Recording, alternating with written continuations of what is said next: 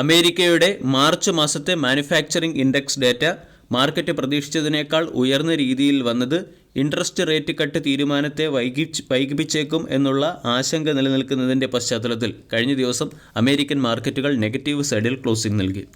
ഡോ John's 0.60%, S&P 0.20%, Nasdaq 0.11% ഇടിഞ്ഞു.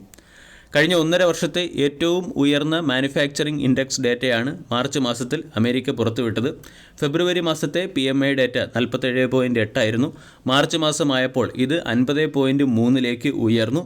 ഉയർന്ന PMI data ഫാക്ടറികളുടെ production output വർദ്ധിച്ചതും അതുപോലെ തന്നെ ജോബ് അല്ലെങ്കിൽ എംപ്ലോയ്മെൻറ്റ് ഫെസിലിറ്റി വർദ്ധിച്ചതിൻ്റെയും ഒരു സൂചനയാണ് നൽകുന്നത്. ഇതിൻ്റെ പശ്ചാത്തലത്തിൽ ഇൻഫ്ലേഷൻ ഉയർന്നേക്കും എന്നുള്ള ആശങ്കയും അമേരിക്കൻ മാർക്കറ്റിലുണ്ട്.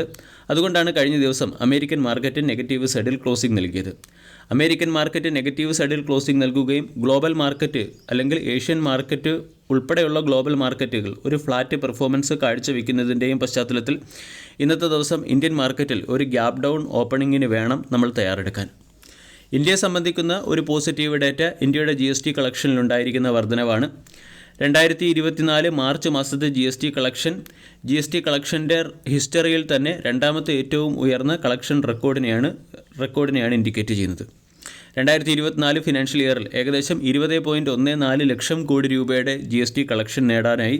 ഇത് കഴിഞ്ഞ വർഷത്തേക്കാൾ 11.7% ഉയർന്നതാണ്. ഫെബ്രുവരി മാസത്തിൽ 1.74 ലക്ഷം കോടി രൂപയുടെ GST കളക്ഷനായിരുന്നു. അത് മാർച്ച് മാസമായപ്പോൾ 1.78 ലക്ഷം കോടിയായി ഉയർന്നു. ഇത് ഇന്ത്യൻ എക്കോണമിയെ സംബന്ധിക്കുന്ന ഒരു പോസിറ്റീവ് അപ്ഡേറ്റ് ആണ്. അതുകൂടാതെ ക്രൂഡിൻ്റെ വിലയും ഇന്ന് മാർക്കറ്റിനെ സ്വാധീനിക്കാനുള്ള സാധ്യത വളരെ കൂടുതലാണ്. റഷ്യൻ റിഫൈനറീസ് ഗ്ലോബൽ സപ്ലൈ കുറച്ചതും ഒപെക് പ്ലസ് രാജ്യങ്ങൾ ക്രൂഡിൻ്റെ പ്രൊഡക്ഷൻ കട്ട് ഏർപ്പെടുത്തിയതിൻ്റെയും പശ്ചാത്തലത്തിൽ ക്രൂഡിൻ്റെ വില ഉയർന്നേക്കും. അതുപോലെ തന്നെ പോസിറ്റീവ് മാനുഫാക്ചറിംഗ് ഡേറ്റയുടെ പശ്ചാത്തലത്തിൽ ചൈനയിൽ നിന്നുള്ള ക്രൂഡ് ഡിമാൻഡ് ഉയരുകയും ചെയ്യുന്നത് ക്രൂഡിൻ്റെ വില വർദ്ധിക്കുന്നതിന് പിന്നിലെ ഒരു പ്രധാന കാരണമാകും. കഴിഞ്ഞ ദിവസം ഫോറിൻ ഇൻസ്റ്റിറ്റ്യൂഷണൽ ഇൻവെസ്റ്റർ ഇന്ത്യൻ മാർക്കറ്റിൽ സെല്ലിംഗ് നടത്തി. 522 കോടിയുടെ സെല്ലിംഗാണ് നടത്തിയത്. ഡൊമസ്റ്റിക് ഇൻസ്റ്റിറ്റ്യൂഷണൽ ഇൻവെസ്റ്റർ 1208 കോടിയുടെ ബൈയിങ് നടത്തുകയും ചെയ്തു. ഇനി ഇന്നത്തെ ദിവസം മാർക്കറ്റിൽ സ്റ്റോക്ക് സ്പെസിഫിക് ആക്ഷൻ പ്രതീക്ഷിക്കാവുന്ന ചില സ്റ്റോക്കുകളിലേക്ക് കടക്കാം. ഒന്നാമത്തേത് ഓട്ടോമൊബൈൽ കമ്പനികളുടെ മാർച്ച് മാസത്തെ സെയിൽസ് റിപ്പോർട്ട് പുറത്തു വന്നിട്ടുണ്ട്. അതുകൊണ്ട് ഓട്ടോമൊബൈൽ സ്റ്റോക്കുകൾക്ക് മുകളിൽ ഇന്ന് മാർക്കറ്റ് റിയാക്ഷൻ ഉണ്ടാകാനുള്ള സാധ്യത കൂടുതലാണ്. ഒന്നാമത്തേത് അശോക് ലെയ്ലാൻഡിൻ്റെ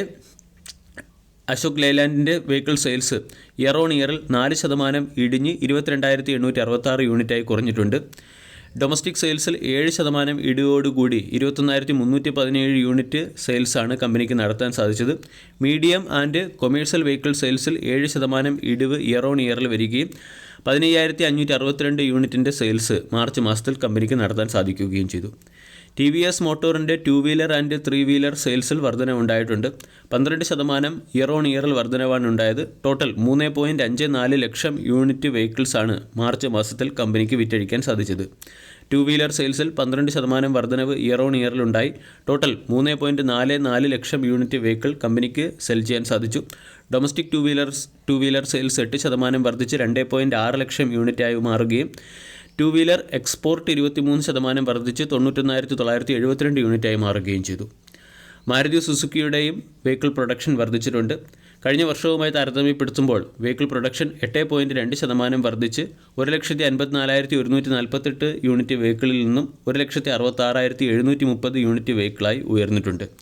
അതേസമയം ഇൻകം ടാക്സ് ഡിപ്പാർട്ട്മെൻറ്റിൻ്റെ സൈഡിൽ നിന്നും 238 കോടി രൂപയുടെ ടാക്സ് ഡിമാൻഡ് മാരുതി സുസുക്കി എന്ന കമ്പനിക്ക് ലഭിക്കുകയും ചെയ്തു. അതുൽ ഓട്ടോസിൻ്റെ മാർച്ച് മാസത്തെ പ്രൊഡക്ഷൻ കഴിഞ്ഞ വർഷത്തെ മാർച്ച് മാസവുമായി താരതമ്യപ്പെടുത്തുമ്പോൾ ഇടിഞ്ഞിട്ടുണ്ട്. കഴിഞ്ഞ വർഷം മാർച്ച് മാസത്തിൽ 3,184 യൂണിറ്റിൻ്റെ സെയിൽസ് ആയിരുന്നു അതുൽ ഓട്ടോ നടത്തിയത്. അത് 2024 മാർച്ച് മാസമായപ്പോൾ 3,128 യൂണിറ്റായി കുറഞ്ഞിട്ടുണ്ട്. അതേസമയം എൻ്റയർ ഫിനാൻഷ്യൽ ഇയറിലെ വെഹിക്കിൾ സെയിൽസ് താരതമ്യപ്പെടുത്തുകയാണെങ്കിൽ അവിടെ 1.92% വർധനവുണ്ടായി. 2024 ഫിനാൻഷ്യൽ ഇയറിൽ അതുൽ ഓട്ടോ 26,039 യൂണിറ്റ് വെഹിക്കിളാണ് സെൽ ചെയ്തത്. ഹീറോ മോട്ടോർ കോർപ്പിൻ്റെ 2 വീലർ സെയിൽസിലും ഇടിവ് വന്നിട്ടുണ്ട്. കഴിഞ്ഞ വർഷത്തെ മാർച്ച് മാസവുമായി താരതമ്യപ്പെടുത്തുമ്പോൾ 2 വീലർ സെയിൽസ് 5.6% ഇടിഞ്ഞ് 4.9 ലക്ഷം യൂണിറ്റായി മാറി. ഡൊമസ്റ്റിക് സെയിൽസ് 8.6% ഇടിഞ്ഞ് 4.59 ലക്ഷം യൂണിറ്റായി മാറി. അതേസമയം എക്സ്പോർട്ട്, അതായത് 2 വീലർ എക്സ്പോർട്ട് 87.6% ഇയർ ഓൺ ഇയറിൽ വർദ്ധിച്ച് 31,158 യൂണിറ്റായി മാറി. ഹീറോ മോട്ടോർ കോർപ്പ് ലോകത്തിൽ തന്നെ ഏറ്റവും കൂടുതൽ 2 വീലർ മാനുഫാക്ചർ ചെയ്യുന്ന ഒരു കമ്പനിയാണ്. ഓട്ടോമൊബൈൽ കമ്പനികളുടെ സെയിൽസ് ഡാറ്റ പോലെ തന്നെയാണ് ടെലികോം കമ്പനികളുടെ സബ്സ്ക്രിപ്ഷൻ ഡാറ്റ പുറത്തു വന്നിട്ടുണ്ട്. 2024 ജനുവരി മാസത്തെ സബ്സ്ക്രിപ്ഷൻ ഡാറ്റയാണ് കഴിഞ്ഞ ദിവസം പുറത്തു വന്നത്. ഈ സബ്സ്ക്രിപ്ഷൻ ഡാറ്റ പരിശോധിച്ചാൽ റിലയൻസിൻ്റെ സബ്സിഡറി കമ്പനിയായ റിലയൻസ് ജിയോ വഴി 2024 ജനുവരി മാസത്തിൽ 41.78 ലക്ഷം പുതിയ വരിക്കാരെ റിലയൻസ് ജിയോയിൽ ചേർക്കാൻ സാധിച്ചു. ഇതുവഴി റിലയൻസ് ജിയോയുടെ ടോട്ടൽ വരിക്കാരുടെ എണ്ണം 46.39 കോടിയായി മാറി. ഭാരതി എയർടെലിന് 2024 ജനുവരി മാസത്തിൽ 7.52 ലക്ഷം പുതിയ വരിക്കാരെയാണ് ചേർക്കാൻ സാധിച്ചത്. ഇതുവഴി ഭാരതി എയർടെലിൻ്റെ ടോട്ടൽ വരിക്കാരുടെ എണ്ണം 38.24 കോടിയായി മാറി. അതേസമയം വോഡാഫോൺ ഐഡിയയ്ക്ക് 2024 ജനുവരി മാസത്തിൽ 15.2 ലക്ഷം വരിക്കാരെ നഷ്ടമായി. വോഡാഫോൺ ഐഡിയയുടെ ടോട്ടൽ വരിക്കാരുടെ എണ്ണം 22.15 കോടിയാണ്. അയറൺ ഓർ മാനുഫാക്ചർ ചെയ്യുന്ന കമ്പനിയായ NMDCയുടെ മാർച്ച് മാസത്തെ പ്രൊഡക്ഷൻ റിപ്പോർട്ട് പുറത്തു വന്നിട്ടുണ്ട്. കഴിഞ്ഞ വർഷത്തെ മാർച്ച് മാസവുമായി താരതമ്യപ്പെടുത്തുമ്പോൾ പ്രൊഡക്ഷൻ 13.2% ഇടിഞ്ഞ് 4.86 മില്യൺ മെട്രിക് ടണ്ണായി കുറഞ്ഞിട്ടുണ്ട്. ഇവിടെ അയറൺ ഓറിൻ്റെ വില ഉയരുമ്പോൾ പ്രൊഡക്ഷൻ കുറയുന്നു എന്നുള്ള ഫാക്റ്റ് നമ്മൾ പ്രത്യേകമായും ശ്രദ്ധിക്കണം. Aditya Birla fashion and retail എന്ന സ്റ്റോക്കിനെയും ഇന്നത്തെ ട്രേഡിംഗ് സെഷനിൽ ശ്രദ്ധിക്കാം. ഈ കമ്പനിയുടെ ഒരു സബ്സിഡറി കമ്പനിയായ Madura fashion and lifestyle business എന്ന കമ്പനിയെ ഡീമർജ് ചെയ്യുന്നതിന് വേണ്ടി കമ്പനിയുടെ ബോർഡ് ഓഫ് ഡയറക്ടേഴ്സ് തീരുമാനമെടുത്തു. ക്വാർട്ടർലി റിസൾട്ടിന് മുന്നോടിയായി 2 ബാങ്കുകൾ അവരുടെ ക്വാർട്ടർലി ബിസിനസ് അപ്ഡേറ്റ് പുറത്തുവിട്ടിട്ടുണ്ട്. ഇതിൻ്റെ പശ്ചാത്തലത്തിൽ south Indian bank, CSB bank തുടങ്ങിയ ബാങ്കിംഗ് സ്റ്റോക്കുകളെ ഇന്ന് ശ്രദ്ധിക്കാവുന്നതാണ്. സൗത്ത് ഇന്ത്യൻ ബാങ്കിൻ്റെ ഗ്രോസ് അഡ്വാൻസ് 11.4% ഇയർ ഓൺ ഇയറിൽ വർദ്ധിച്ച് 80,337 കോടിയായി മാറി. ടോട്ടൽ ഡെപ്പോസിറ്റ് 11.2% വർദ്ധിച്ച് 1.02 ലക്ഷം കോടിയായി മാറുകയും ബാങ്കിൻ്റെ കാസ 8% ഇയർ ഓൺ ഇയറിൽ വർദ്ധിക്കുകയും കാസ റേഷ്യോ 94 ബേസിസ് പോയിൻ്റ് ഇടിഞ്ഞ് 32.04% എത്തുകയും ചെയ്തു.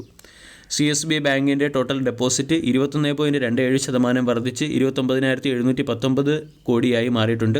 ഗ്രോസ് അഡ്വാൻസ് 17.91% വർദ്ധിച്ച് 24,574 കോടിയായി മാറി.